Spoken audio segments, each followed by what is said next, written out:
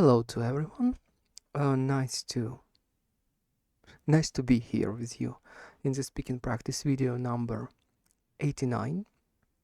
I'm recording this speaking practice video at the morning, or rightfully said in the morning, or if be precise, in the noon. Yeah, directly in the noon. Though for me it's unfortunately the morning today, because I had a very bad sleep at night and woke up at um, 6 a.m. Yeah, and then I get to sleep again, and then I got to sleep again, and that's why I started my day, and that's why I've started my day uh, so lately. Yeah, compared to how I usually do it.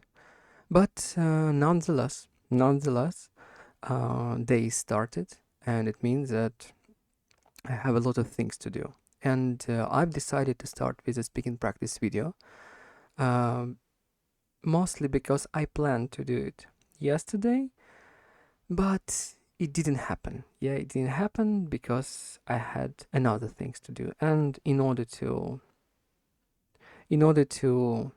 make up for this, I'll do it right now at the morning, at the noon. Yeah, at the noon, as I said. And I want to remind myself, probably remind you too, if you're watching this speaking practice video at the first time, that English language is very important skill for me. Skills that right now I don't, let's say right now I don't have so much time to immerse myself into English as deeply as I used to do it. Yeah. But still, that skill is very important for me, and I want to be able to execute English speaking at least. Yeah. Um, when I need to. Yeah. Without pauses, without unintentional um, lagging during the speaking. Yeah. Without unintentional stops. And yeah, I think you understand what I'm trying to say. That I want to have English as a skill always with me, always in my skill set, and being able to use it whenever I want. Yeah, and the goal is not to be fluent. The goal is, at least for now, yeah, the goal is not to be fluent, not to become advanced or C1 C2. The goal is to being able to speak clearly, especially without filler words, express the idea clearly, and being understood. Yeah, being understood by the person or a group of person with whom I communicate. This is the goal. Yeah, being able to use language sufficiently, efficiently, probably with mistakes sometimes, probably with mispronunciation sometimes, but overall, absolutely suitable for everyday or special cases. I mean, special topics. Uh, yeah, absolutely suitable for everyday speaking and speaking on a special topics. Yeah, like speaking about the professional things. Yeah. And this is much more than enough for me right now because I need English. Right now, I need English for being able to apply for a job. In the future, of course, I would love to have English on an advanced level and being able to execute it on a daily basis, just fluently speaking with other people, yeah, without thinking about it as a tool that I need to improve even more just to use it, like you use your native language. This is actually what I want to get from English learning. But right now, using this as a tool sufficiently efficiently and being understandable for other people, for me, This is right now absolutely enough. Yeah. Especially if, as I said, especially as I said, because I don't have much time right now to immerse myself fully in language. I mean, I used to immerse myself in language for four for 4 to 5 hours per day. It's only including grammar studying, writing, and these 5 hours of studying. Um, these 5 hours of studying weren't include speaking, weren't including watching. Yeah, weren't including watching content in English. So basically, I've been studying from 4 to 5 hours daily, grammar, writing, speaking, even. Yeah, and also in addition to this time, I watched a lot of content in English. So it actually was more than 5 hours per day. But um, the grammar part, yeah, the grammar part and the practical skills, they took, yeah, approximately from 4 to 5 hours per day. Right now, I don't have so much time. I need other skills that I want to learn as fast as possible. So right now, I practice English only in order to just to maintain, probably make it a little bit better, but mostly to maintain the level of skill that I have right now. Yeah, I hope that I have B2 because I can read almost everything in English. I can watch almost everything in English. Of course, there is sometimes words that I don't know, but these words do not destroy my. It do not. It doesn't. These words aren't.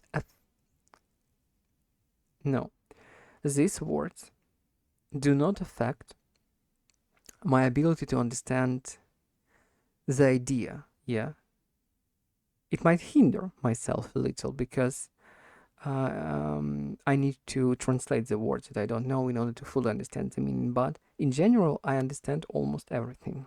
If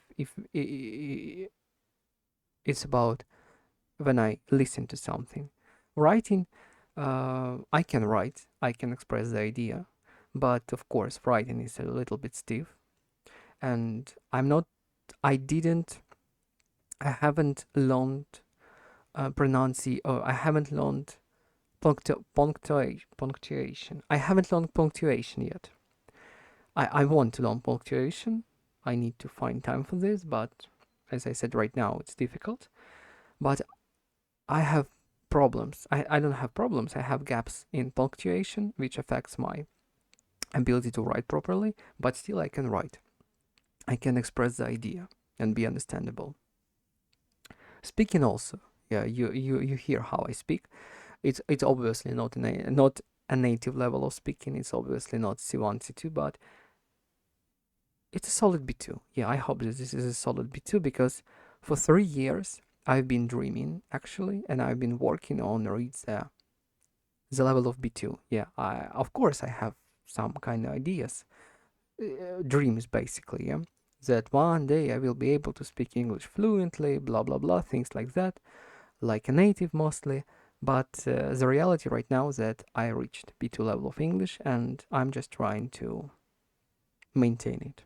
Just trying to maintain it, treat it in order not to degrade any skill. Probably improve a little, make it stable, but not degrade for sure. Yes, and what I've been talking about. I told you about writing, speaking, listening, writing, speaking, listening, and what else? What I forget? We need to be able to write. We need to be able to read. We need to be able to speak. We need to be able to understand by listening. Yeah, and Reading, yeah, reading as well. I told you about reading, sorry. I'm just warming up before moving to the questions from ChatGPT. Yeah, right now I'm just warming up and have a free round of thoughts. Yeah, have a free round of mind right now. Yeah, I'm just talking about what is coming to my head, what I'm thinking about right now. And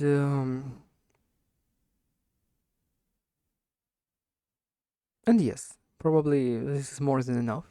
Yeah, I remind myself why this is important to learn English, why is this important to maintain skill on a usable level. Why is this, why of course I really want to have much more time and invest it in order to polish the English, finally polish grammar, polish punctuation, basically grammar and punctuation I want to polish.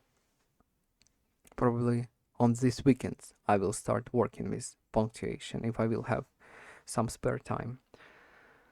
But okay, yeah, the goal is to maintain English on a B2 level of on a solid B2 level, and this is what I'm doing right now. I'm practicing speaking, and let's move to the ChatGPT and start answering the questions. Basically, do the practice. Okay, question number 1. Why do you think some languages spread around the world while others are spoken by fewer and fewer people? Why do I think some languages spread around the world while others are spoken by fewer and fewer people?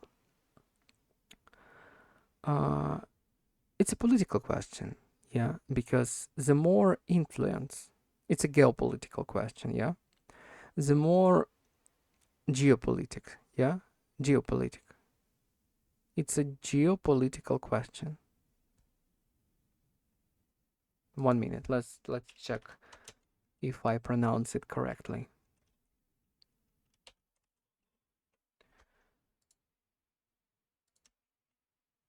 Pronunciation, geopolitics, pronunciations. Geopolitics. 1 minute.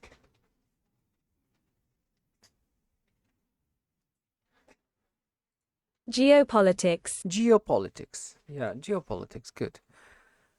Geopolitics, it's a question about geopolitics because the more influence country have, the better the culture and the language is spread on or spread over.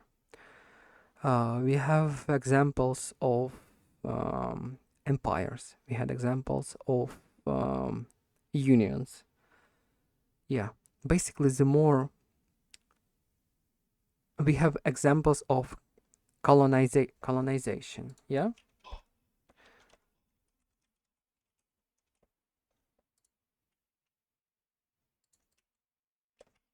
Colonization. Let's try this.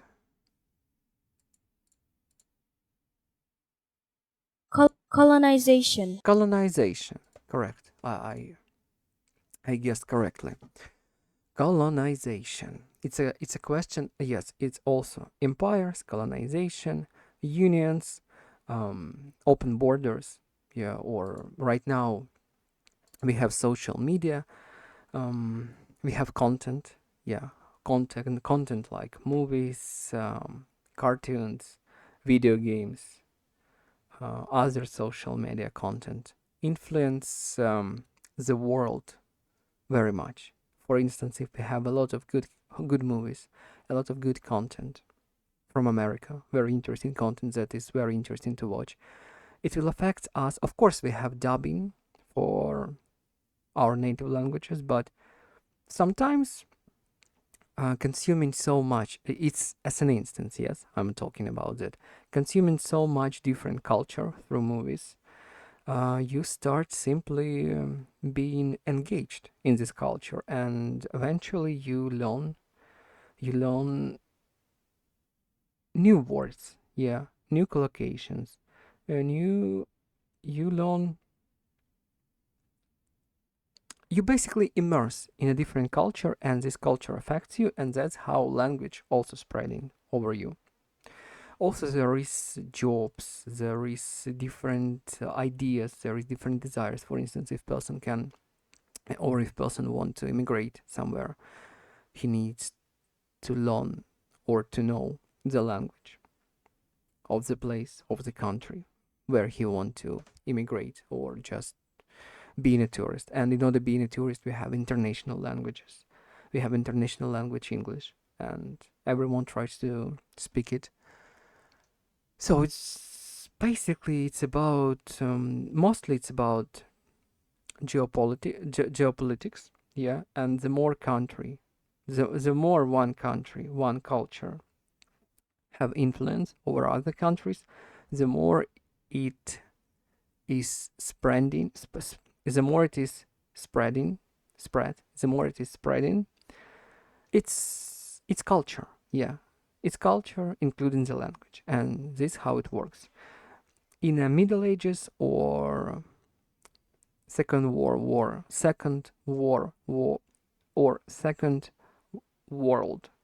II times, it was forced through colonization,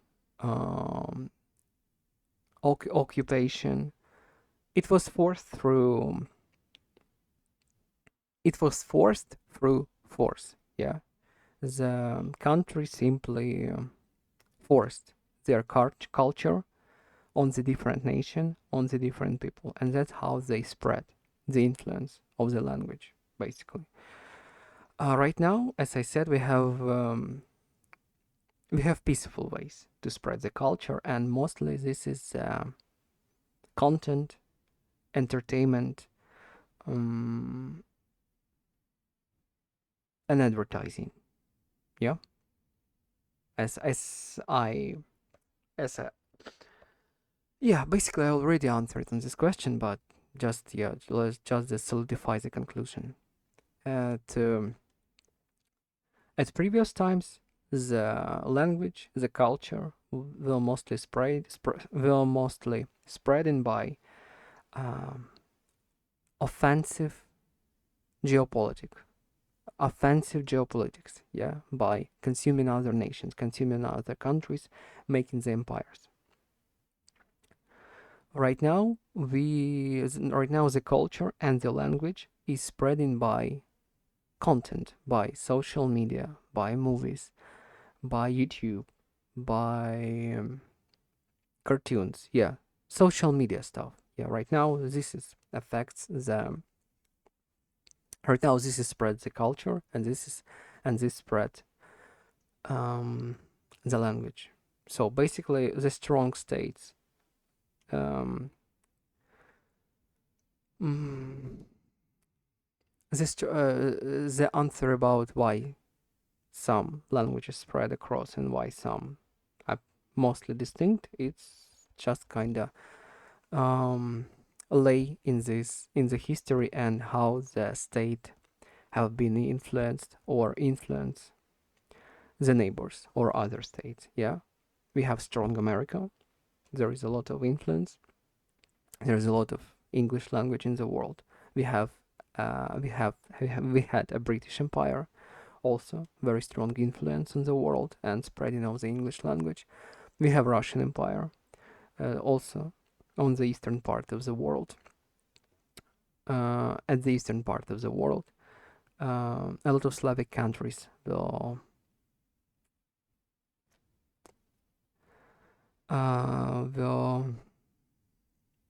assaulted and controlled by the Russian Empire, and also the spreading of Russian language and Russian culture were there. Yeah, and the strong country kind of force their culture forward. The weak country is kind of gets subducted, not only in a political meaning, but also on the cultural level. That's how it works, unfortunately, in the world. and this is my answer. The question number 2. Should governments invest more in public spaces, such as parks and libraries, or in large infrastructure projects? Why? I'm not a professional, and I'm not very kind of proficient in this field to give a proper answer, or qualified answer at least.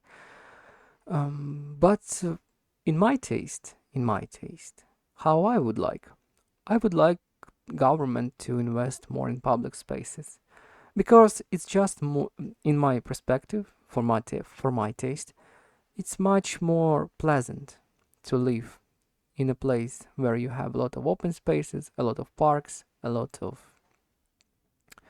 trees, and etc. Just much more pleasant to live than living in urban district where is only buildings and nothing else around. Yeah, no open spaces, just buildings. Um, it affects you. It affects you not good, and it's kind of very depressing. Yeah, to live in districts which are absolutely built for accommodating as much people as possible. Yeah, without thinking about space, without thinking about comfort of the people who would live there. Yeah, of course, sometimes there is just a need to build as much building as possible, because there is a lot of people that needs to be that need to live somewhere. But in my preparation, if there is an opportunity to think about spaces, parks, and about libraries, parks, public spaces, I would love to make it as a priority. Yeah, if there is a possibility to do it, at least give preparation to this way of constructing the district. The question number 3. What makes a city enjoyable to live in, apart from having good jobs and affordable housing? I've already answered, what makes city enjoyable to live in a previous question. A lot of parks, a lot of a lot of parks, a lot of public spaces, a lot of historical buildings, just libraries, social places where you can spend time with pleasure, not only kind of district that built entirely for living, and it's all, entirely for sleeping basically. In my country we have this type of districts that the goal that was built purely for accommodating people, without thinking about public spaces, and we call them districts for sleep, or sleeping districts. Sleepers, we call them sleepers, sleepers or districts for sleep. They're quite depressing. People usually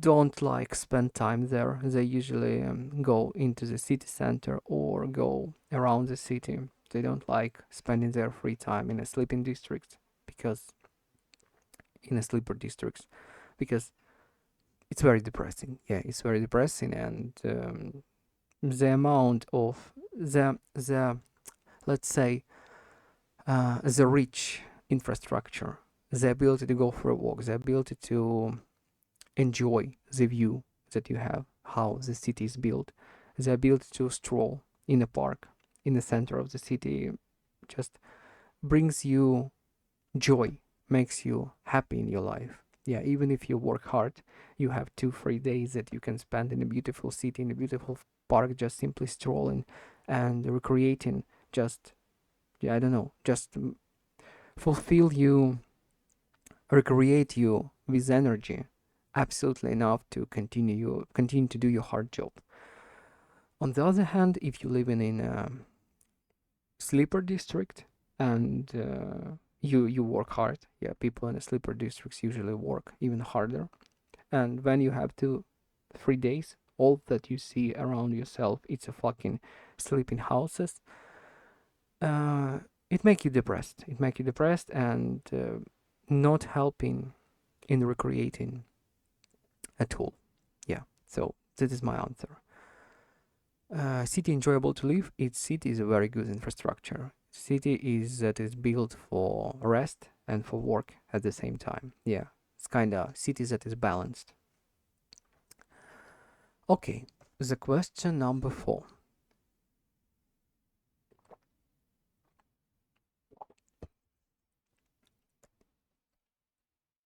If people could choose to work only 4 days a week without losing income, how might society change? Okay, if people could choose to work only 4 days a week without losing income, how might society change? I don't know. It's a difficult question because it includes also economy of the country, the social structure, how market is working in the country. Yeah, there is a lot of factors that needs to be counted before giving the answer. And I'm just a simple man. Yeah, I'm interested in animation and language learning. I'm not entrepreneur. I'm not how we call it such how we call it. 1 minute.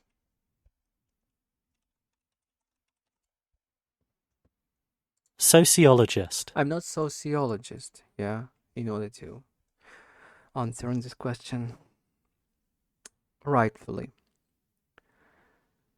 But let's say, in my opinion, if country can provide their citizens with ability to work 4 hours or 4 days per week without losing in without deteriorating in economy, so it's good. Yeah, it will give people more free time. But if it will deteriorate economy of the country, it will affect these people in a bad way because the poorer the country, um, because the poorer the country, the worse the life of the regular citizen there.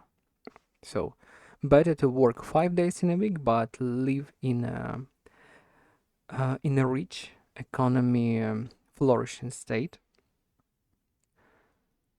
or economy blooming state or flourishing state, than working 4 days in a week, but living in a poor state without, I don't know, much more financial opportunities to simply spend your life pleasantly.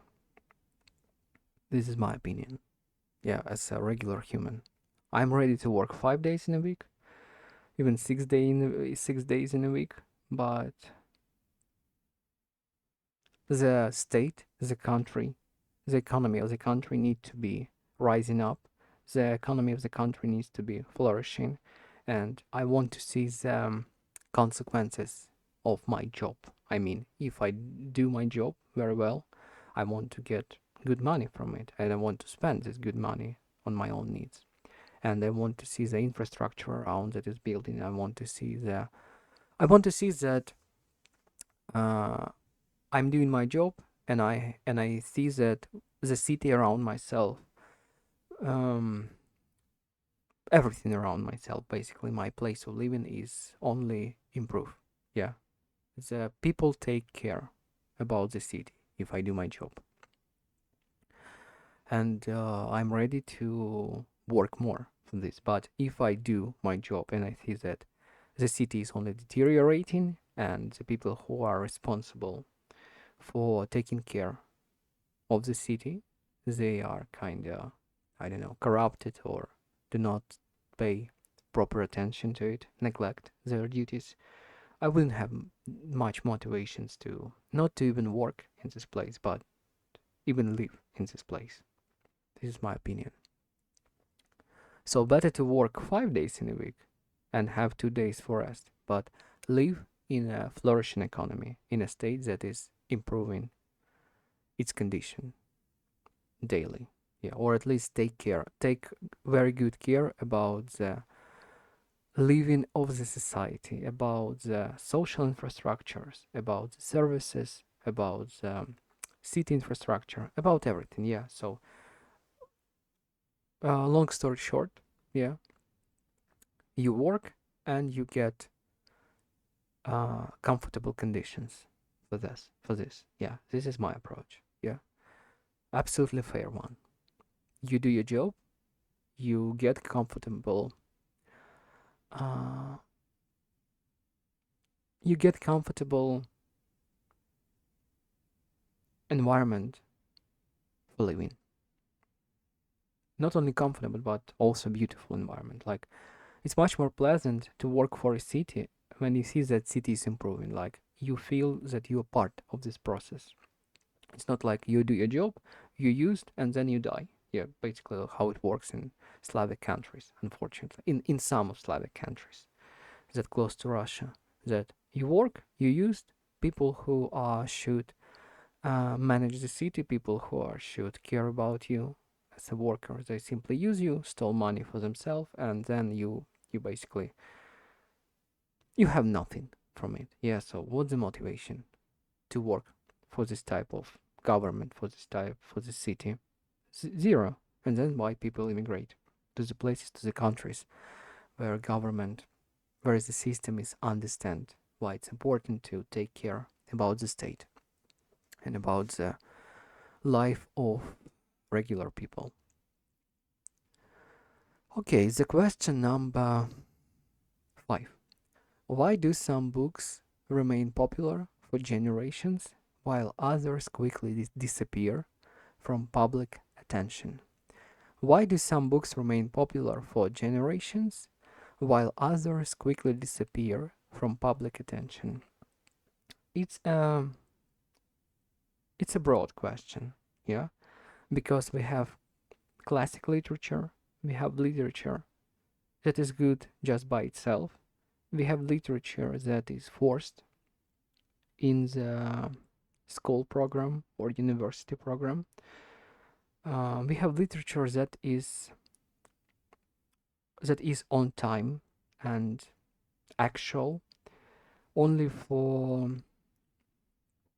exact period of time. Like for me, for instance, we have a lot of good classical literature about Middle Ages or from 17 to 19 ages, but centuries, I mean centuries. But all that stuff, it's kind of, yeah, probably it's interesting.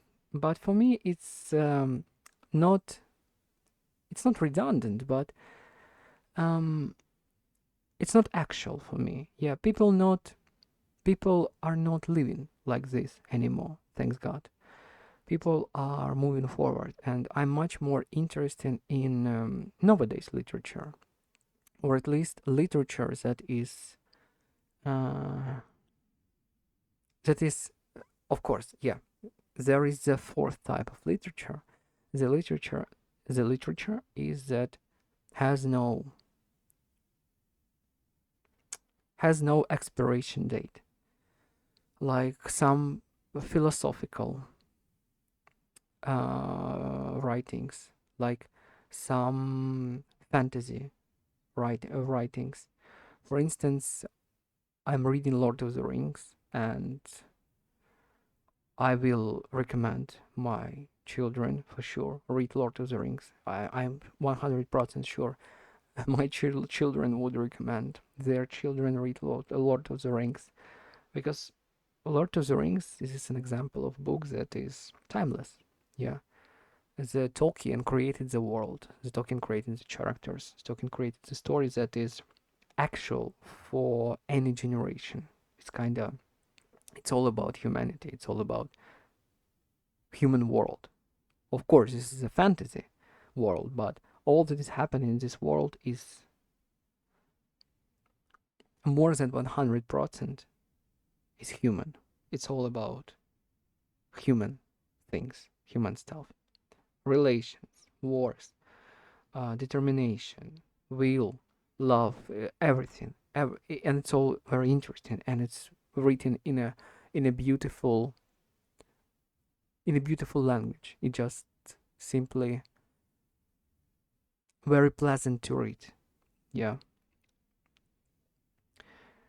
stylistically, it's very pleasant to read. And books like this, they are timeless because the human nature uh, are not change. Yeah, human nature isn't change.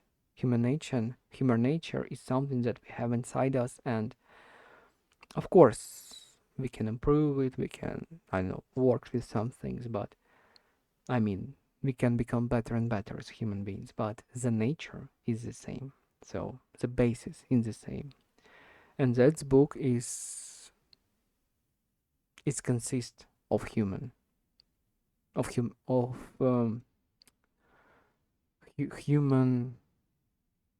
inner part. Yeah, human problems, human decisions. It's all about humanity. Yeah, as I said, and that's why this literature is so engaging and timeless. And of course, it's very good part. It's very good piece of literature. I could even say that that I'm talking about Lord of the Rings so much, but I'm a real fan, and this is the best piece of literature that I ever read in my life, at least for this moment. Yeah, and I don't know, Tolkien is a master, and this is a good example of a book will that will on time that is timeless literature, basically. Okay, I think I answered on this question. Of course, I talked a lot about Lord of the Rings, but you get the idea what I think. There is a book that is considered, there is a book that is forced to us in schools, like national literature or things like that. There is literature that is timeless on its own, just a good piece of writing. Yeah. There is literature that is bound to a specific time period, like books about, for instance, books about World War II, and it's not always interesting for all people. Yeah, there is literature that is bound to a specific Middle Ages or specific historical period that is also not kind of for everyone. Do not consume everyone interest. Um, and there is just a bad literature. Yeah, there is just a bad literature that is writing badly, writing for money, and contains nothing new or exceptional in itself.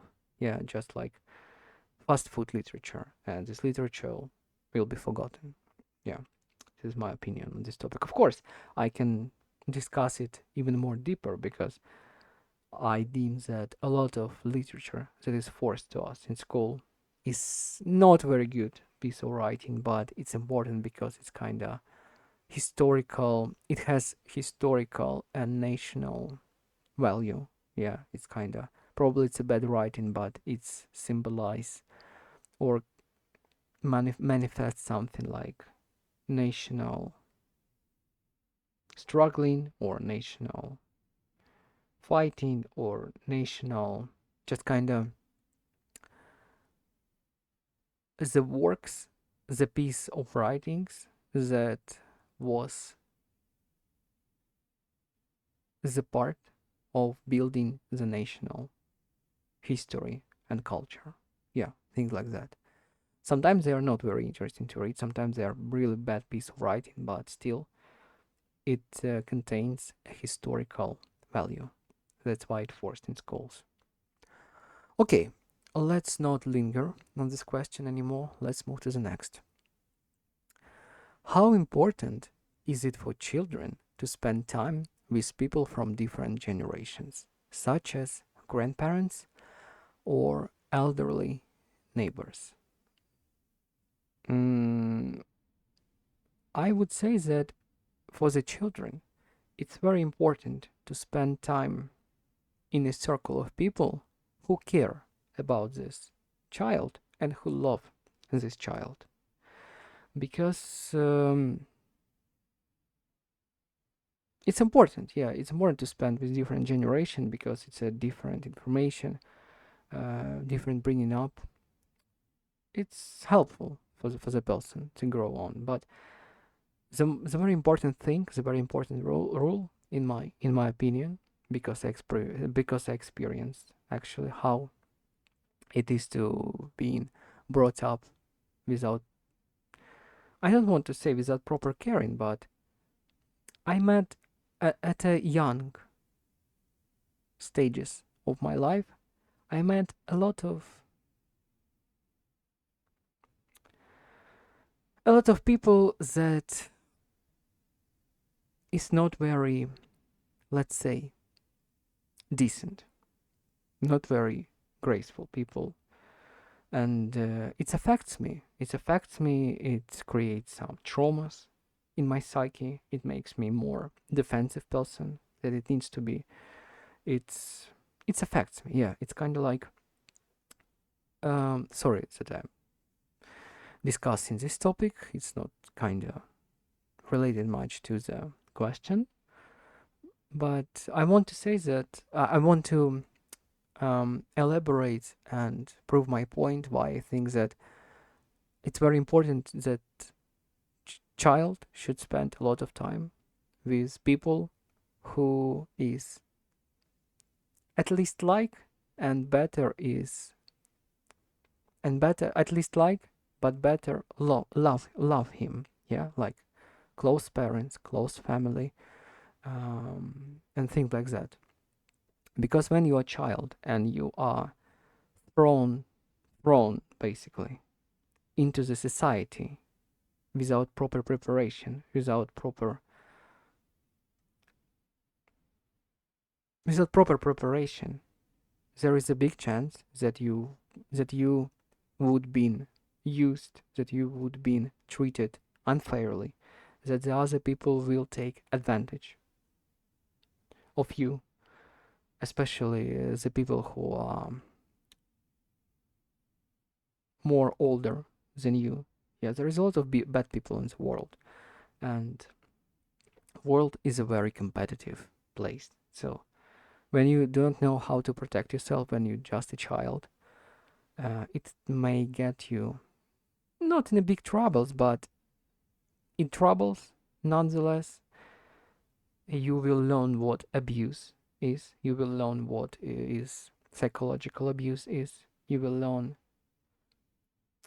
You won't be very keen on people, let's say, and it will affect your ability to communicate. It will affect your self-esteem. It will affect you as a person in a negative way, because all these people all these bad people, not bad basically, but not very good, yeah, all these not very good people will affect you for their own interests, and they will make you suitable for them, not suitable for you.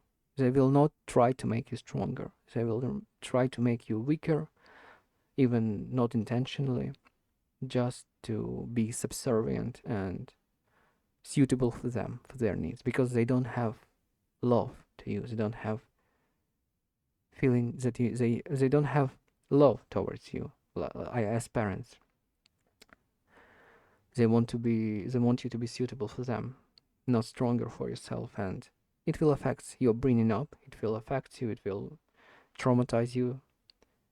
Not let's say, not critically, but it will kinda slow your progress in life, because you will need to spend time in the future, a lot of time, in order to destroy, overcome, and rewrite these traumas, that this experience, that false image of yourself that uh, was forced on you by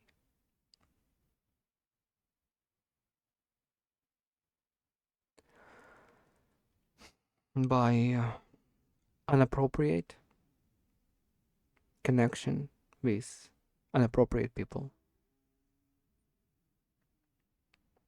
This is my opinion on this matter. It's all fixable, yeah, but fixing it takes time, and this time might be used in a different way. For instance, let's talk about me. I spent at least 3 years basically working on my psyche in order to overcome most of my childhood traumas. No, it wasn't drastic traumas, but still, it's something that hindered my progress. In It's something that used to and hindered my progress in in an adult life. Yeah, some kind of child unpleasant experience can hinder your grow, can hinder your progress in an adult life. And in order to move on, in order to start improving yourself, in order to start living a peaceful life, at least with your own in your own mind, you need to do the job. At least the job, the thinking, the analyzing, the overcoming, the changing this kind of psychological scripts that have been forced into you, or that you learned as a child. It all, yeah, working with this all needs time. Working with this all needs time, and time is very valuable. Yeah, so instead of kinda spending 3 years on overcoming childhood traumas, the person without these traumas might spend these 3 years in improving some skill, for instance, or in building a family or building their life. Yeah, I mean, this time might be spent in a more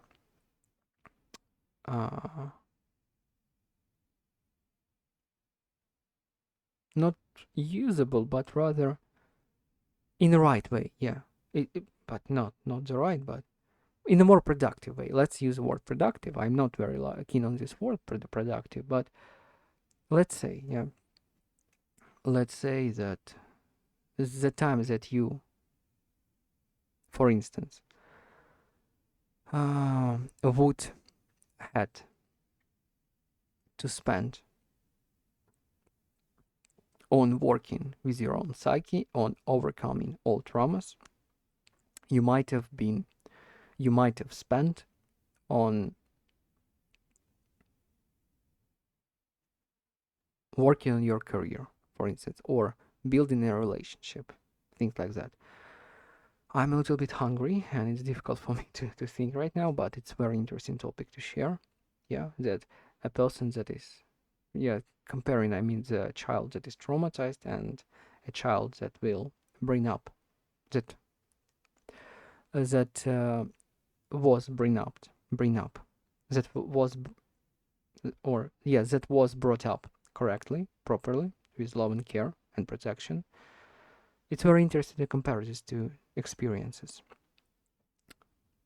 because from my perspective, the child who was traumatized needs more time to develop than the child who was brought up with love and care. Yeah. I would like to elaborate more on this topic, but this is a speaking practice video. If I would discuss it with someone, if I discussed it with someone, I would speak more on this topic. Yeah. Or if I hadn't been discussing it with someone,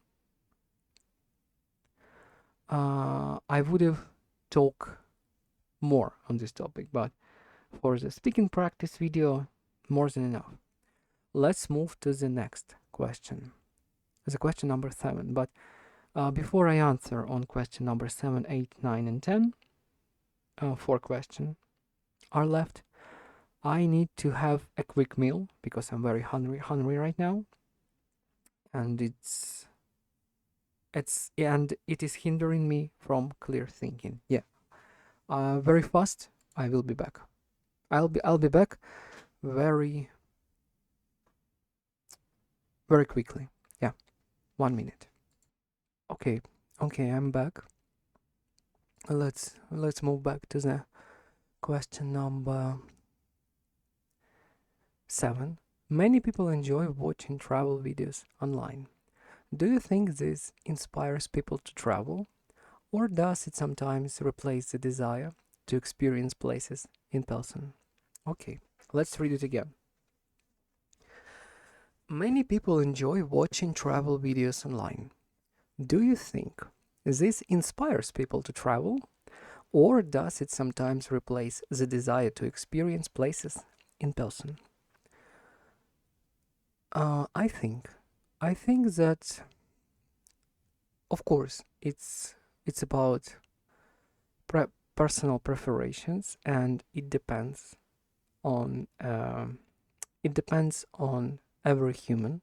Yeah, it's a personal choice. I think for me, travel videos works like an inspiration and as a way of experience something new, even if I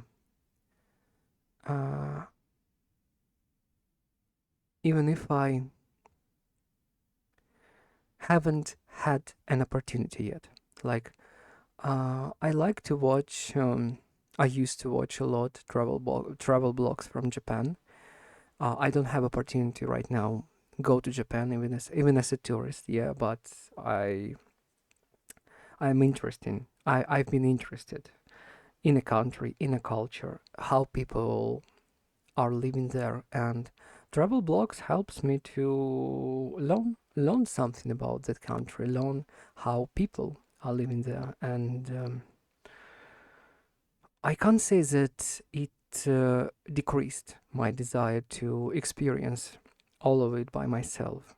It rather gave me more understanding and information about the country and the culture. Yeah, so it works like it. In my case, it doesn't replace my desire to go somewhere. It just gives me more understanding and information about the place. And I think this is how it works for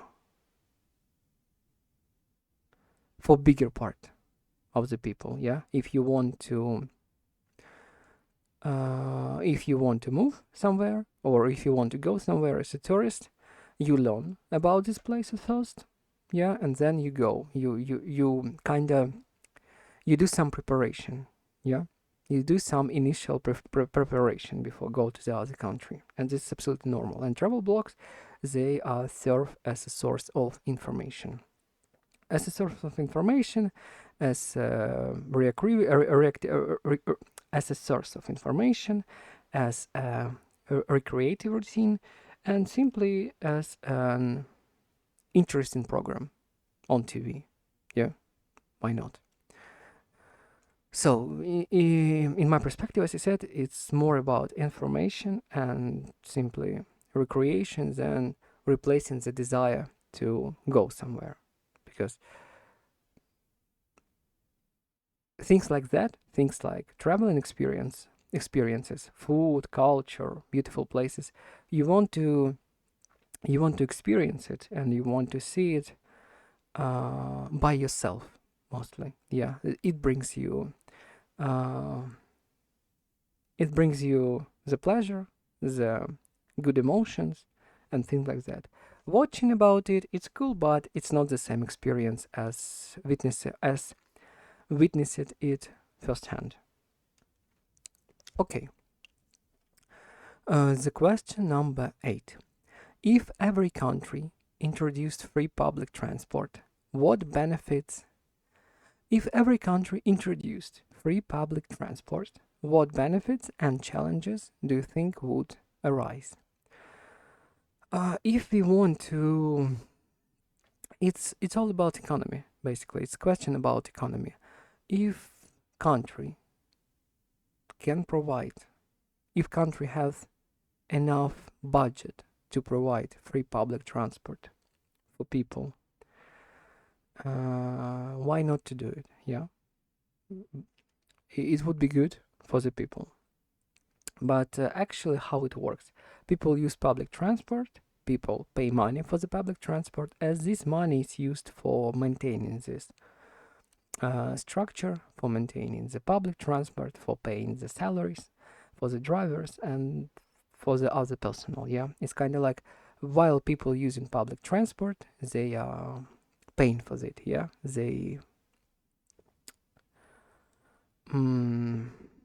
they are paying for it. Basically, that's the whole system.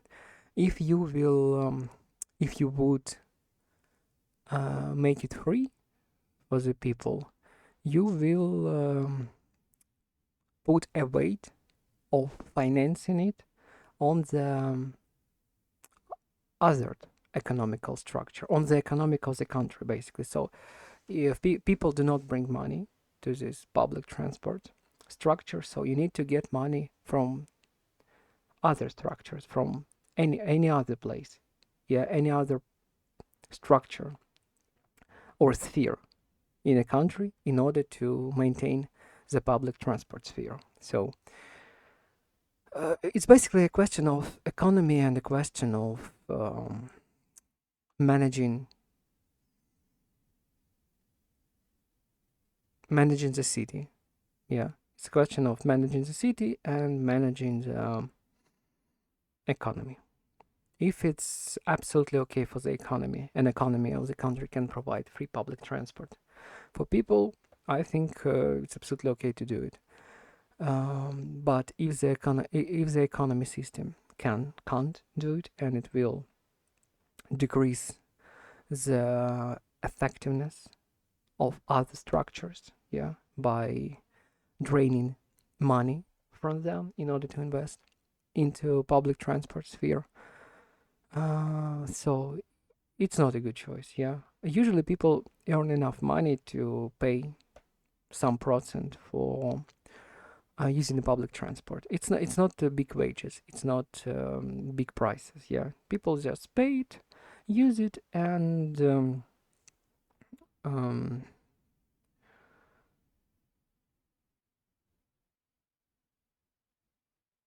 and public transport sphere, the structure has money to maintain itself in a good condition, and that's all. Yeah, this is my answer. It depends on the economy and government preferentials. So question number 9. Do you think people today appreciate craftsmanship? For instance, handmade furniture, clothing, or artwork as much as previous generations did. Why or why not? Interesting question. I think craftsmanship is appreciated nowadays as well, but it less say it's appreciated, but it less not popular, but it less used because there is a lot of industrial productions, a lot of industrial companies who can provide people with furniture, other things, clothes, things for living. Yeah, it's not basically a very unique things, but they usually have a cheaper price. They are quite affordable, suitable, and effective in use. For instance, we have IKEA, yeah, Sweden company who provide people with cheap and quite, I don't know, quite adequate and now beautiful and absolutely sufficient in using furniture. Yeah, I myself quite a fan of IKEA furniture. I understand that it's simple. I understand that it's quite, I don't know, not very designed. I know, I know that I understand that it's simple, it's affordable, and it's 100% usable. Yeah, so I kind of prefer save my money, buy a bed from IKEA. It wouldn't be some designed bed, very beautiful or something like that. It would be simple in one color, for example, in white, but firm and usable. It wouldn't be hard in my eye to see on it. Yeah, it would look normally, even yeah, yes, it would look normally minimalistic, but absolutely okay for using it. And this is my opinion about that. Yeah. In this case, companies can provide more choice and more offer to the amount of people in general. Yeah, of course there will be rich people or people who are kinda very love craftsmanship and will order some designed things for their houses. It's always gonna be, but in general I think the most of the people, absolutely regular people, they will use from IKEA and other companies that can provide effectiveness, that can provide affordability, simplicity, and effectiveness. Yeah. Uh, as much as previous generations did. In the previous times, there is, let's say, the craftsmanship. There in the previous time, before the industrialization period, basically any offer that you had on the market was an offer from some craftsmanship. Like if you want a table, you need to go to carpenter. Yeah. For example, in your city or in your village, there is only one carpenter, so you can buy something by order from him. Yeah. Right now, you can go to the internet and buy a table from a big company for a cheaper price and much faster. Yeah. That's actually the difference. Yeah. Okay, now let's move to the question number 10. Imagine that every person had to learn one artistic skill, such as painting, acting, music, or creative writing, during the education. Which skill would have the greatest long-term benefit and why? Hmm, very interesting question. I think all of them, any form of art, are absolutely, let's say, artistically equal to any other type of art. Like if you want to paint, if you want to be a skilled painter, you need to invest a lot of time in it, and you will do great things. Yeah. If you want to do acting, you the same. You will invest a couple of years, and act. You will be able to act beautiful things, and it's all about and the same music. You will be able to play beautiful things. Creative writing. You will be able to write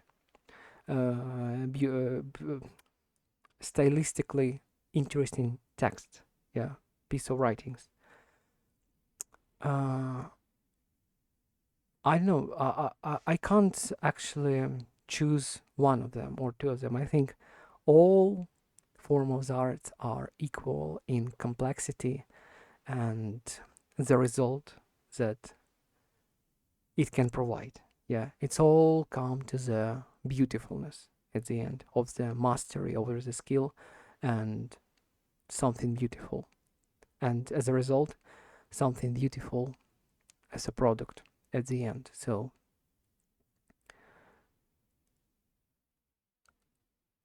not a product, but as a result, yeah, as a piece of art at the end, something beautiful. Usually. Hmm. I think in general it would be beneficial for overall development. Yeah, to have one artistic skill in your education. And for the sake of development, for the sake of yeah, basically the development as a person, as an art, as yeah, as a person, as a human, having artistic skill in something would help you to wider your, let's say, range as a human being, emotional and intellectual. Which skill would have the greatest long-term benefit? I don't know. Yeah, I don't know. I think they are all equal, and it's better to have some artistic skill that uh, it's better to has artistic skill than hasn't have anyone. Yeah. As I said, sorry for repeating myself. After a break, I feel a little bit laziness of the mind, let's say, because I take a meal. But the idea is learning the art, learning the any artistic skill will widen your range. Uh, as a sentient, thoughtful human being. Yeah, it will develop you as a human being, make wider your artistic and intellectual range. And it's good. It's always good. And this is my answer. Okay, it was 10 questions from ChatGPT. The last 4, I think I did not very well because I took a break and took a meal, which make my mind thinking a little bit slower. Yeah, because when you after a meal, your mind concentrating on kinda digesting the food, not on thinking, so energy comes there to your stomach, and that's why your thinking processes are relaxed a little, not so sharp as it when you, not sharp as it is as on empty stomach or after an hour after an or after an hour after the meal. Yeah. Okay, good. Still, I did the speaking practice. I have other things to do right now, and thank you for watching, and see you in the next speaking practice video.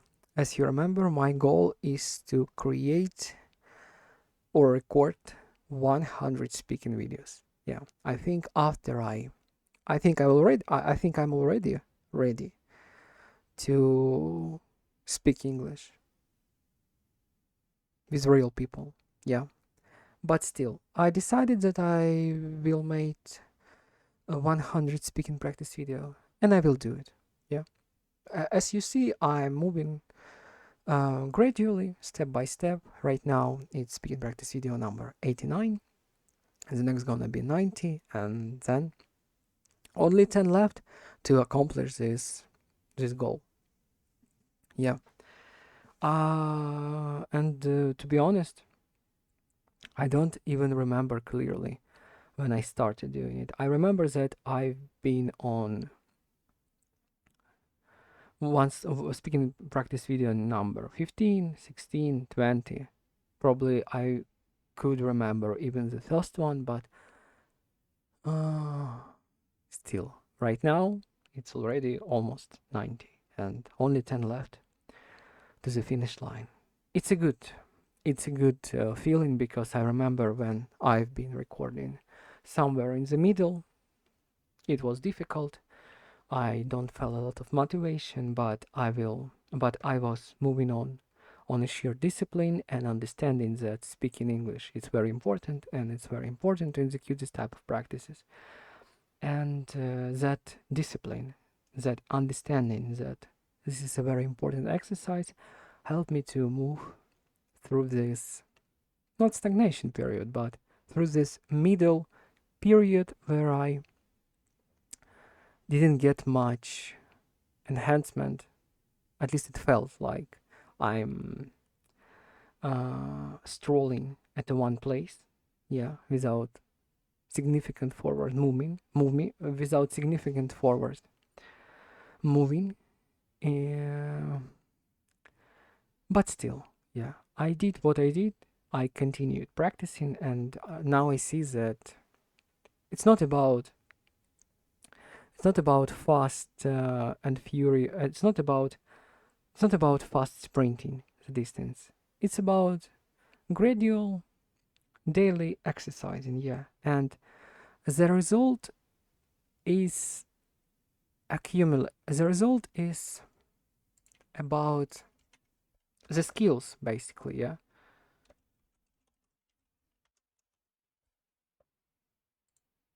Accumulating. Yeah, the skills, the mastery, the results. It's not about fast effort. It's about gradual efforts over the time, and the results are and skills are accumulating.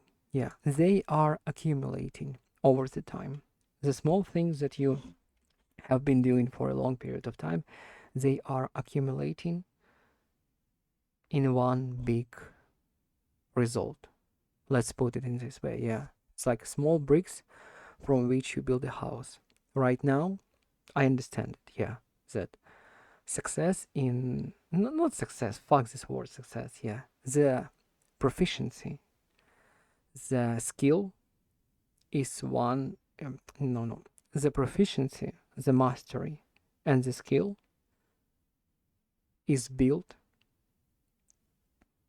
or are built through small, little, gradual steps in practicing and studying. And that's, I think, all what I wanted to say for today. Thanks for watching, and I'm gonna continue step by step practicing. Yes, I will continue step by step, gradually practicing skills that I want to be proficient in.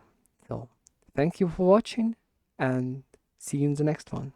Goodbye for today.